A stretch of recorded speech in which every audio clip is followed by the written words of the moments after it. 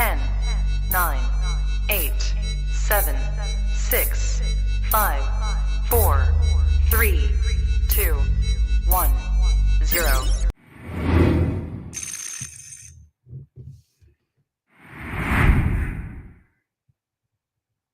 All right, welcome back to another edition of the Rising Coaches Member Spotlight. Before we get to our guest today, I got to give a quick shout out to our partners at Dr. Dish. If you're in the market for a new shooting machine, equipment to help you or your players get better, go visit Dr. Dish. Right now, mention Rising Coaches, get $300 off. Also got to give a shout out to my man, Mendel Mitty. Hooked me up with the T-shirt. So big shout out to Mendel. Today, we're joined by Jordan Ingram, head coach at Overbrook High School in Philadelphia. A lot going on in Philadelphia right now, Jordan. Yeah, absolutely. Keep West Philly in your hearts. A lot of stuff's going on. I was just talking with my coworkers about it.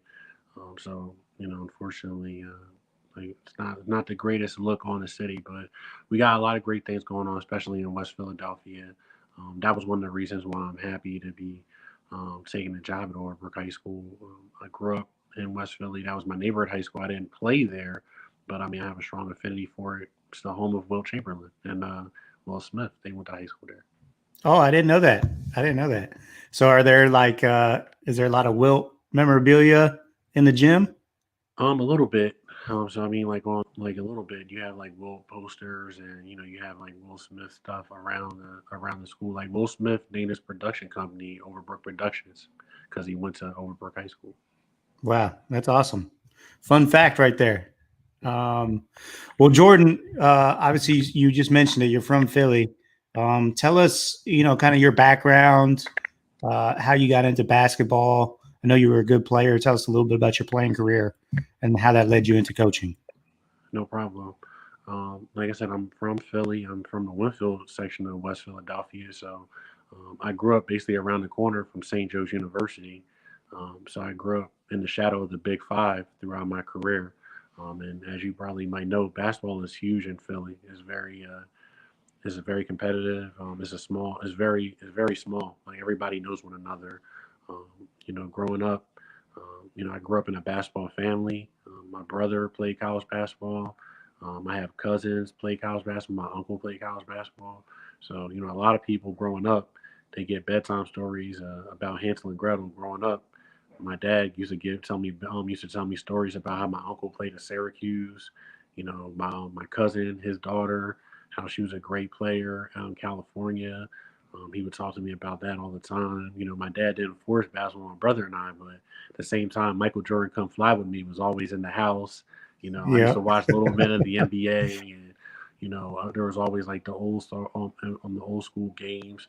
We had basketball and boxing almanacs in the house, so basketball and boxing are my two favorite sports to watch. So that led to me playing. I got better throughout grade school. I wasn't a natural great in basketball, but I really worked at it. It really helped me when I went to St. Joe camp as a kid.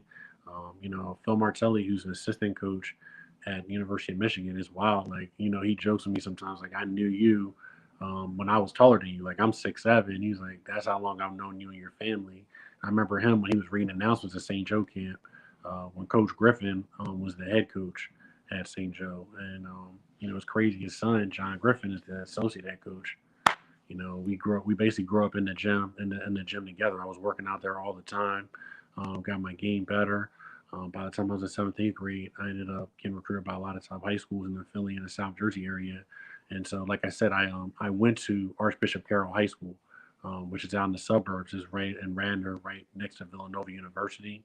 At Archbishop Carroll, I was able to go to a team that had only won 2 games. I was an eighth grader watching, so we were able to turn them into a team that made the playoffs in the Philadelphia Catholic League every year.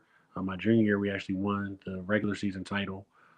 Myself, I was a 4-year starter at Archbishop Carroll. I made All Catholic 3 out of 4 years. I was an All City selection as a senior. I scored over 1,200 points, grabbed over 1,000 rebounds, blocked over 300 shots. So I did that, but more importantly, I was a really good student. I had a 3.5 GPA. I ended up having an 1180 SAT. So I was getting a lot of Ivy patrons looking at me. And then, but I ended up going to taking a full scholarship to play Division One at Fairleigh Dickinson University. Hey, a little bit.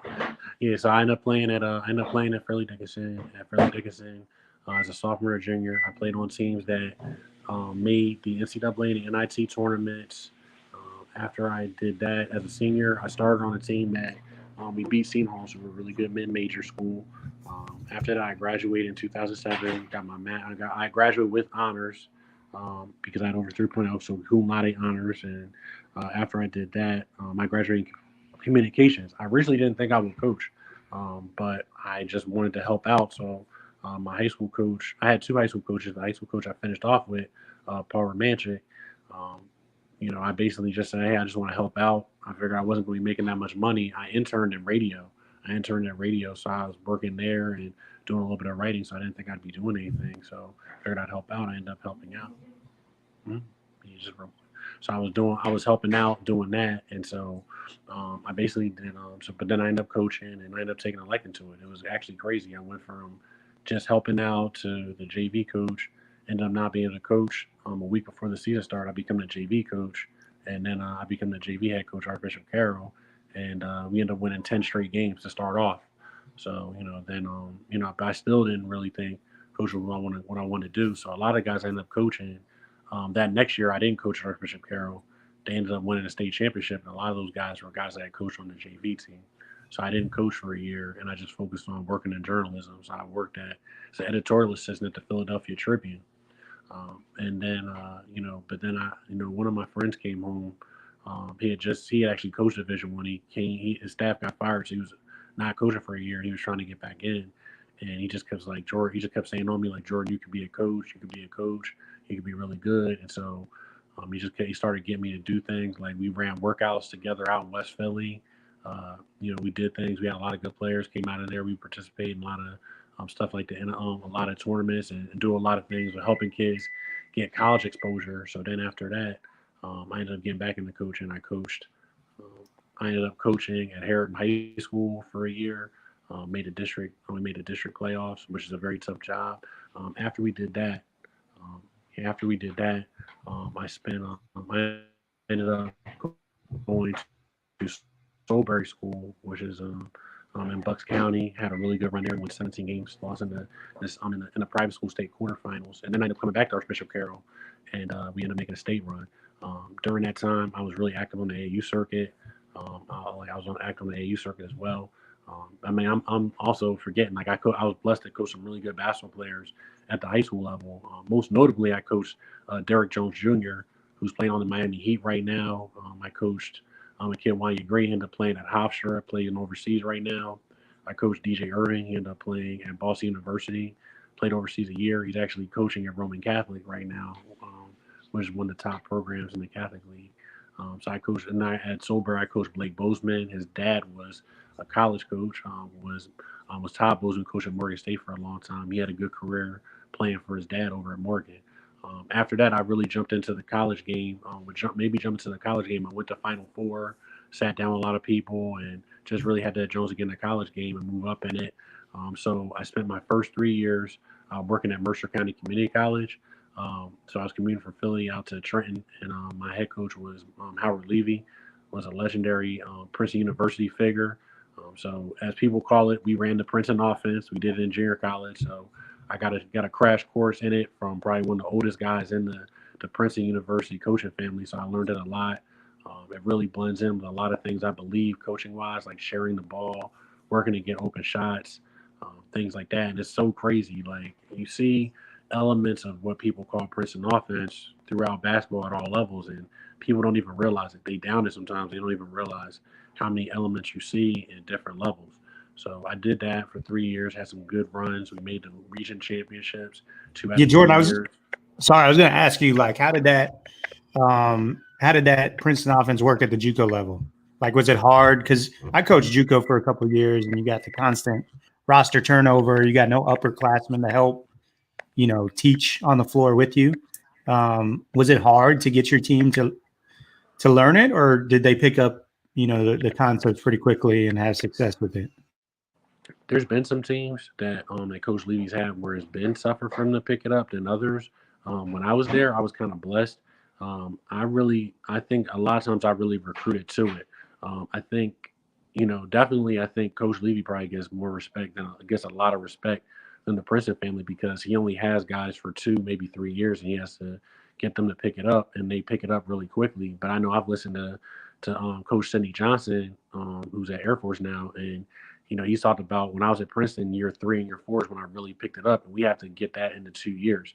So I mean, it is tough, but I think the main thing was just recruiting to it. You have to recruit players that really fit into it. A lot of times people think, oh, you got to get shooters. That's not necessarily it. You cannot be a shooter, but if you can't shoot, that means you got to focus on making other people better, being a better ball handler, doing things like that. The main thing is getting guys that play hard and that are unselfish. Like case in point, there's a kid I recruited, West Philly kid, David Johnson, and so that's what I was talking about in the Zoom. We talked about off camera when I was talking to Coach Greg Robinson. He was watching him play his second year at Mercer, and he was like, "That lefty got to start." But I recruited him out of Communication Tech High School in Philly, and the kid basically averaged over 20 a game, and he was a score lord. And when I recruited him to go to Mercer, a lot of people thought that wouldn't work, and I'm like, actually, it will. It's like, well, why do you say that? I'm like, well, similar to Kevin Durant. I'm not saying he's Kevin Durant because he was a great player for us, but like he's a guy that was able to score a lot of points in conjunction with other people. You got to think he started in the same backcourt with Samir Dowdy, who's going to get drafted in the NBA probably at Auburn. He played in the same backcourt, so he averaged 20. Samir Dowdy was averaging probably 20. There's other couple guys that were putting up a lot of points. So if he was at an inferior team, he might have averaged more. So he's used to playing in conjunction with other people and sharing the ball. And if you could do those things, you can work in conjunction with other people. So, I mean, that was part of the reason my last year we went top 15. We were top 15 and we defeated Harkham College, who was top 5 Division One that year because we had 4 guys that worked in conjunction with other that were all region caliber players. And I mean, that ended up leading into David Johnson being that region MVP. We had Tylee Kimbrough, who ended up being all region. And so we had a really good run there. More so than that, we had 9 players now that have ended up matriculating into 4-year colleges and having success. So that was something I was happy about. I'm really close with Coach Levy. I'm blessed when I go to Final Four. I get to go to the Princeton party. We're like the redheaded stepchild in the Princeton family. I feel like because everybody knows they're like, hey, you play for Howie, so you learn right. Like I was blessed when I worked Georgetown camp with Coach John Thompson. He actually was like, we chalk talk a lot. So I hang out with some of those guys. And we chalk talk like, well, how do you do things? Because everybody runs their own variation.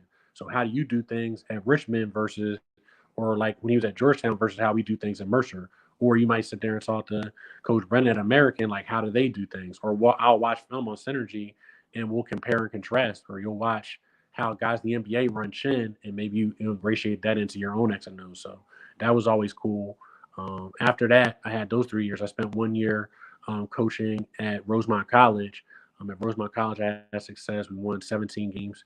I coached a player. The guy ended up being a player of the year.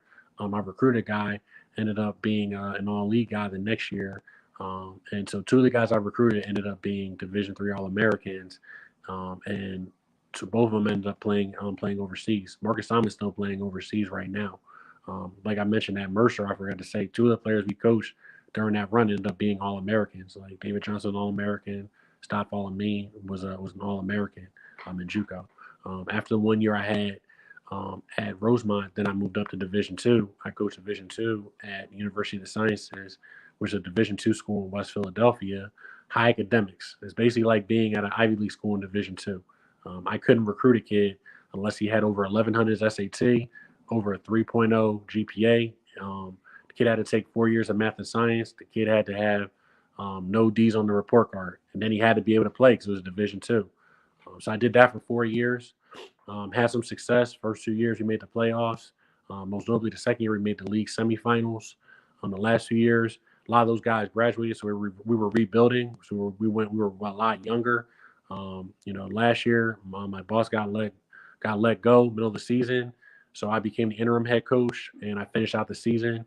Was hopefully able to get the program in a better state than it was early on. So I was able to double the win total. 3 of our 4 wins were against playoff teams. brought the young guys along. In my top 8 by the end of the season, like 5 of my top 8 guys were freshmen and sophomores, and we were able to make some progress.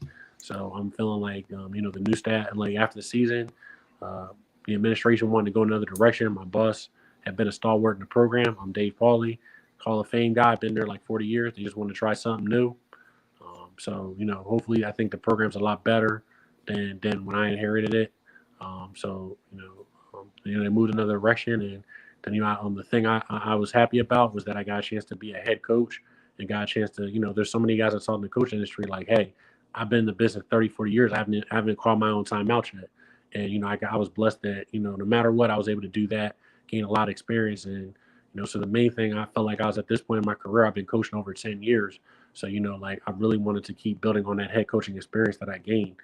So I wanted to just kind of build in being a leader and being able to run my own program. So it didn't matter what level, what gender, it didn't matter. I just wanted to kind of be a head coach. And, I figured if I can be a head coach and grow in that, anything can happen from there. I look at some of the people I look up to, the coaching industry, and that kind of really pushed that narrative for me. So, I was blessed that I was able to get an opportunity to be a head coach at the high school level at my neighborhood high school where I grew up. I used to work out with the Brook guys when I was a 7th grader.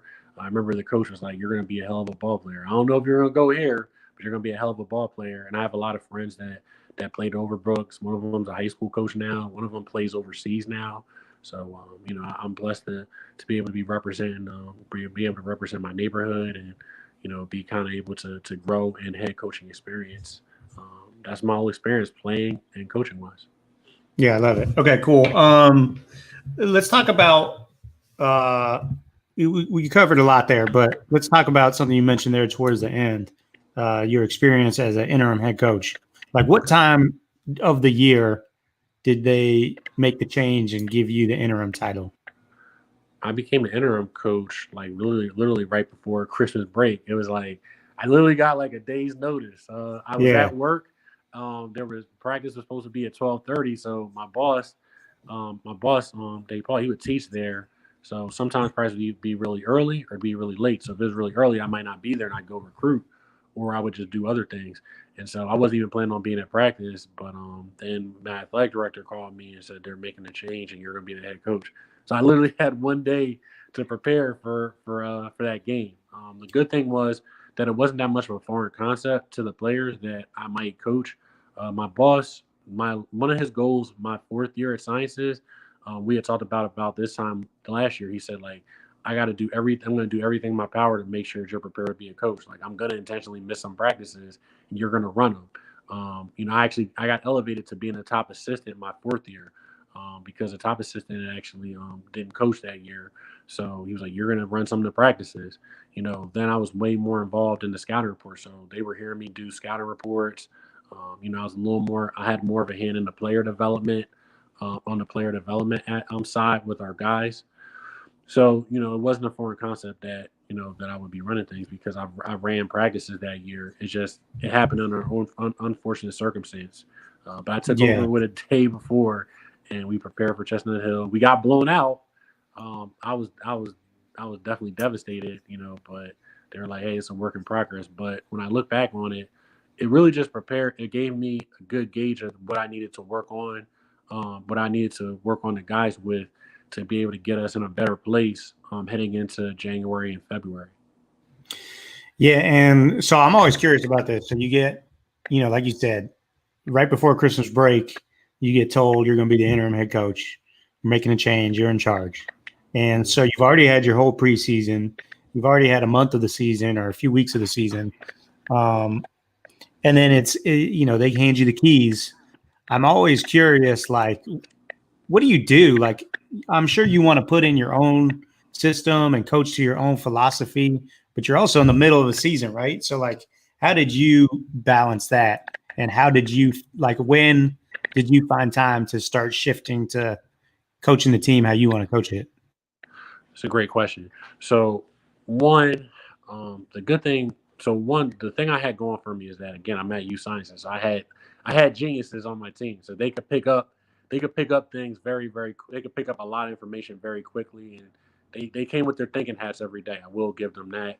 Um, Two, a lot of the X and O's that Coach Paulie was running prior to me taking over were very similar. I used to tell my players, they used to shake their head. Coach Paulie and I are very similar in a lot of ways. We have little differences, but we're very similar. X and O wise, a lot of things he was doing was kissing cousins to the things I was doing coming up at Mercer.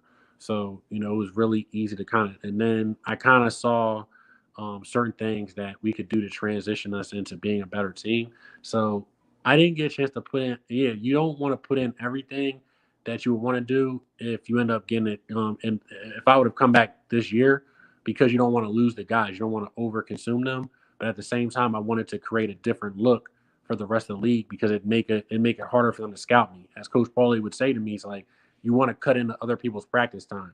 So the number one thing I did was a lot of Coach Paulie's offense was more 3 out and 2 in. Our team just wasn't really like built to be that way at this point. So I really wanted to focus on us being more 4 out 1 in. Also I thought a lot of Coach Paulie's offense was very based off of cuts. So, but the league was used to us cutting certain ways all the time. So that was fine. That was all good. By me integrating a lot of things I did at Mercer, we're still going to be cutting. We're still going to be sharing the ball, but we're going to be cutting in ways that are different from what the league's used to us seeing us do. So maybe that might give me a jump. Defensively, I'm a huge zone guy. Um, Growing up, I really like the Temple zone that Coach Cheney ran, being a Philly guy. I was going to say that must be the Temple influence. Yeah, so growing up, I liked what he did. Also, when I played after you, one of the top teams in the NEC was Monmouth, and Monmouth ran a really good matchup zone. So that was a lot of my influence. I feel like when you run a really good matchup zone, shoot even, and within our league, RC Keogh ran a really good zone based off of Syracuse at Holy Family. And when you run a really good zone, you cut into people's playing time and the coach's preparation time. Everybody doesn't run it, so it's hard to prepare for.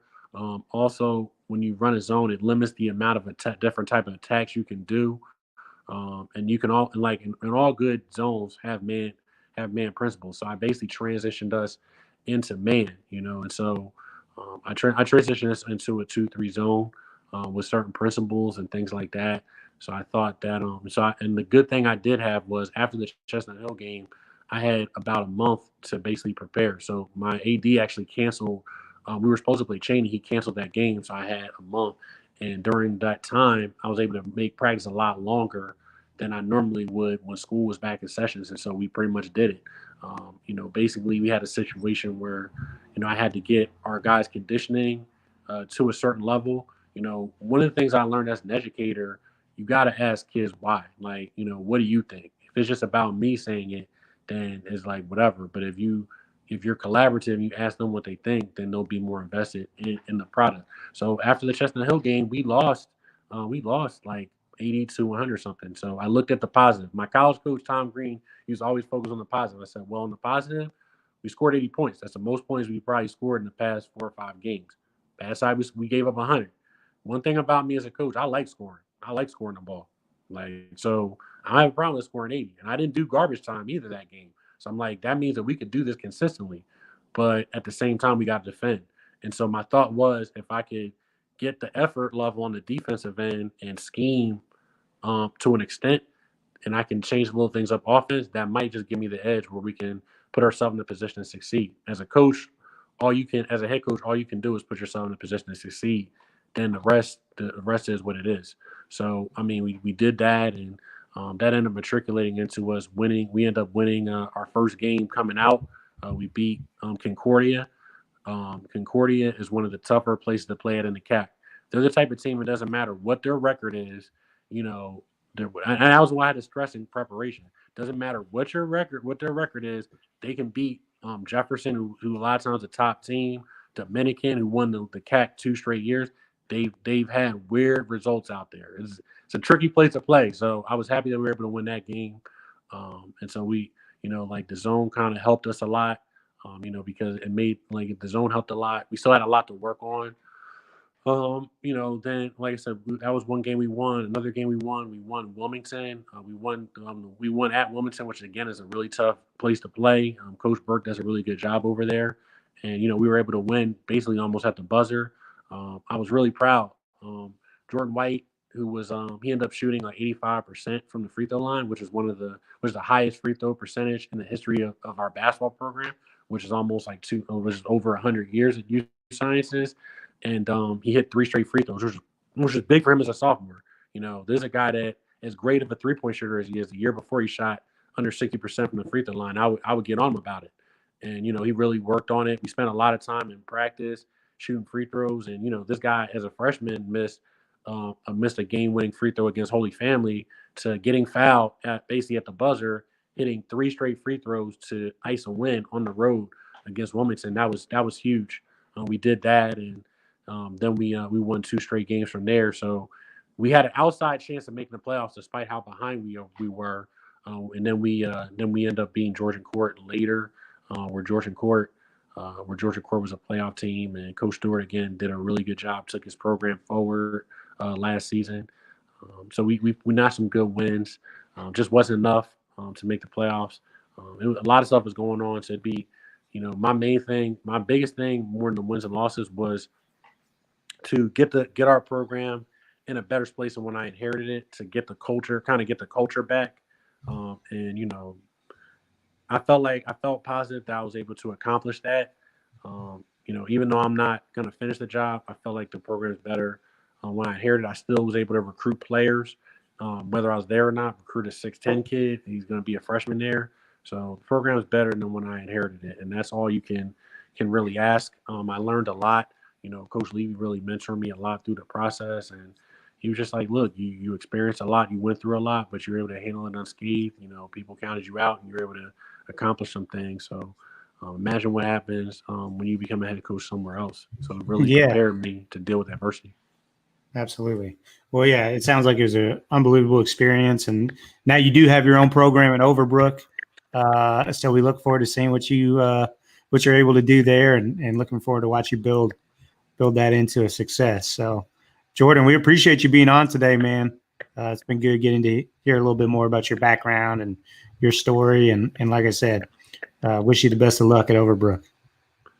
Thanks a lot. We're gonna need it, but I'm looking forward to the challenge, and building a consistent program where we're able to set kids up to be able to get opportunities, whether it's through basketball or through other things, and just be able to mentor them and be able to give back. The biggest thing for me in basketball, more so than anything, is just to give back. Like, obviously I'm very ambitious. Like, I would love to be in Division I like everybody else, but the biggest thing for me is just to grow in the craft and to be in a position to give back. So no matter what level I'm at, I'm trying to give back the lesson I've learned. I think I'm in a precocious situation, having been the college coaching level the past 8 years, to be able to impart a lot of knowledge into them about the recruiting process, to be able to let them know about exposure. I shoot at the AAU level. I coached at some of the top AAU programs. I coached on Team Final AAU, which competes in the UIBL. So I have a lot of contacts that I can be able to use to be able to better help these kids. And, I really want to do that and build a program. Like guys I looked up to, like I told you, obviously Coach Paulie's a mentor from science I coach with. Coach Levy's a mentor, but I forgot. Coach Paul Manchik, who I played and coached with at Carroll. He helped, build a program at Archbishop Carroll, and I really want to be. If I could be half of what he was the past 16 years at Carroll, I'd feel like I was doing something. I love it. Well, Jordan, thanks again, man, and again, wish you the best of luck. Thanks a lot for having me, man. Best of luck with everything.